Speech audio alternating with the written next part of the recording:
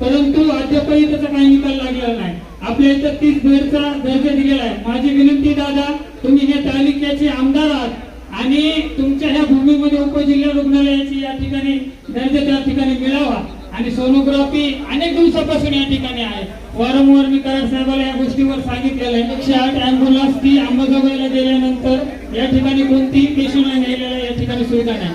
पहिलं ग्रामीण रुग्णालयाला उपजिल्हा रुग्णालयाचा दर्जा मिळावा। त्या ठिकाणी एक्सरा मशीन आहे, त्या ठिकाणी एक्सरा मशीनचा या ठिकाणी रिपोर्ट तात्काळ येत नाही दादा, दुसऱ्या दिवशी येते किंवा 12 तासात येते। या ठिकाणी ब्लड बँक नाही दादा, ब्लड बँक जरी आपल्याला देता नाही आली तर ब्लड स्टोरेज द्यावा। आपल्या ग्रामीण रुग्णालयामध्ये या ठिकाणी एकदम चांगल्या दर्जाचे स्त्रीरोग तज्ञ आता डॉक्टर मिळालेले आहेत आपल्याला।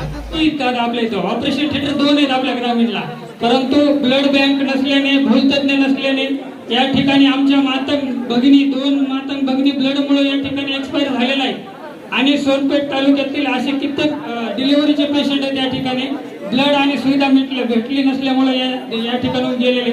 आपल्याला विनंती दादा, ते प्रश्न माझा मार्गी लावा आणि प्लस माझा 7 महिन्याचा मुलगा आजारी आहे तरी मी दादा मी या ठिकाणी जनता दरबारामध्ये आलो। आपल्या तालुक्याचे आमदार हे प्रश्न सोडवतील हेच मी आपल्याकडे दादा